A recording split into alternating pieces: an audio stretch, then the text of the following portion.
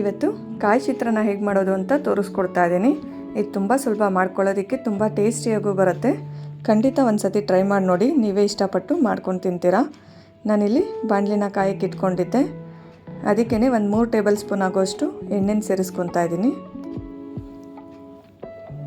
ನೋಡಿ, ಎಣ್ಣೆ ಕಾಯ್ತಾ ಇದೆ.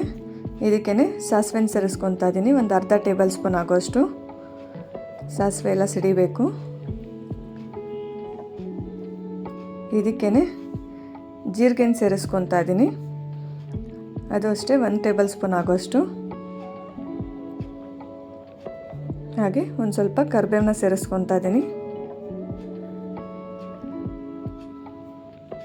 ನೋಡಿ, ಬರೀ ನಿಂಬೆಹಣ್ಣು ಚಿತ್ರಾನ್ನ, ಟೊಮೊಟೊ ಚಿತ್ರಾನ್ನ, ಈರುಳ್ಳಿ ಚಿತ್ರಾನ್ನ ಮಾಡ್ಕೊಳ್ಳೋದಕ್ಕಿಂತ ಈ ಥರ ಕಾಯಿ ಚಿತ್ರಾನ್ನನೂ ಒಂದು ಸತಿ ಟ್ರೈ ಮಾಡಿ ನೋಡಿ, ತುಂಬ ಚೆನ್ನಾಗಿ ಬರುತ್ತೆ. ಇದಕ್ಕೇ ಕಡಲೆಬೇಳೆನ ಸೇರಿಸ್ಕೊತಾ ಇದ್ದೀನಿ, 1 ಟೇಬಲ್ ಸ್ಪೂನ್ ಆಗೋಷ್ಟು.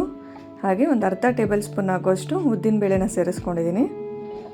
ಒಂದು ಸ್ವಲ್ಪ ಕಡಲೆ ಬೀಜನ ಸೇರಿಸ್ಕೊಳ್ಳೋಣ.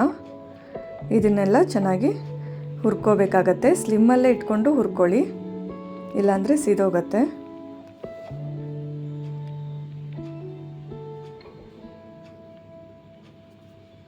ಇದಕ್ಕೇ ಈಗ ಹಸಿಮೆಣ್ಸಿನ್ಕಾಯಿನ ಸೇರಿಸ್ಕೊತಾ ಇದ್ದೀನಿ. ಖಾರಕ್ಕೆ ನಾನಿಲ್ಲಿ 4 ರಿಂದ 5 ಹಸಿಮೆಣ್ಸಿನ್ಕಾಯಿನ ಈ ಥರ ಉದ್ದುದಕ್ಕೆ ಕಟ್ ಮಾಡಿ ಸೇರಿಸ್ಕೊತಾ ಇದ್ದೀನಿ. ಹಾಗೆ ಒಂದು ಸ್ವಲ್ಪ ಹಿಂಗನ್ನು ಸೇರಿಸ್ಕೊತಾ ಇದ್ದೀನಿ. ಈಗೆಲ್ಲ ಚೆನ್ನಾಗಿ ಫ್ರೈ ಮಾಡ್ಕೊಳ್ಳೋಣ.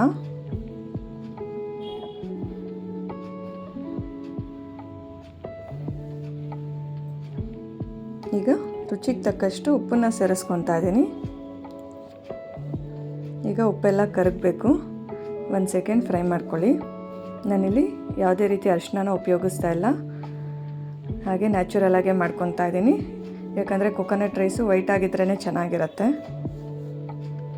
ಈಗ ನಾನು ಆಲ್ರೆಡಿ ರೆಡಿ ಮಾಡಿ ಇಟ್ಕೊಂಡಿದ್ನಲ್ಲ, ಅನ್ನನ ಸೇರಿಸ್ಕೊತಾ ಇದ್ದೀನಿ.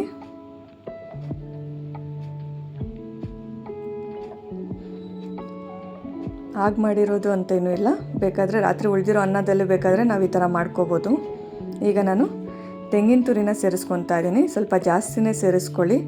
ರುಬ್ಬಿ ಸೇರಿಸ್ಕೊಳ್ಳೋದ್ರಿಂದ ಟೇಸ್ಟ್ ಅಷ್ಟು ಬರಲ್ಲ. ಈ ಥರ ತುರ್ದಿ ಹಾಕ್ಕೊಳ್ಳಿ ತೆಂಗಿನಕಾಯಿನ, ತುಂಬ ಟೇಸ್ಟಿಯಾಗಿ ಬರುತ್ತೆ. ಈಗ ಲಾಸ್ಟಲ್ಲಿ ಕೊತ್ತಂಬರಿನ ಸೇರಿಸ್ಕೊತಾ ಇದ್ದೀನಿ. ಹೀಗೆಲ್ಲ ಚೆನ್ನಾಗಿ ಮಿಕ್ಸ್ ಮಾಡ್ಕೊಳ್ಳೋಣ. ನೋಡಿ, ತುಂಬ ಸುಲಭವಾಗಿ ಮಾಡ್ಕೋಬೋದು. ಈ ಥರ ಒಂದು ಸತಿ ಟ್ರೈ ಮಾಡಿ ನೋಡಿ. ಬ್ರೇಕ್ಫಾಸ್ಟಿಗೆ ತುಂಬ ಈಸಿಯಾಗಿ ಮಾಡ್ಕೋಬೋದು. ಮಕ್ಕಳು ಇಷ್ಟಪಟ್ಟು ತಿಂತಾರೆ. ಇದೇ ಥರ ಸಿಂಪಲ್ ರೆಸಿಪಿಗಾಗಿ ನನ್ನ ಚಾನಲ್ನ ಸಬ್ಸ್ಕ್ರೈಬ್ ಮಾಡ್ಕೊಳ್ಳಿ. ಈ ವಿಡಿಯೋ ಇಷ್ಟ ಆಗಿದರೆ ಲೈಕ್ ಮಾಡಿ, ಹಾಗೆ ನನ್ನ ಚಾನಲ್ನ ಸಬ್ಸ್ಕ್ರೈಬ್ ಮಾಡ್ಕೊಂಡು ಹೀಗೆ ಸಪೋರ್ಟ್ ಮಾಡ್ತಾಯಿರಿ.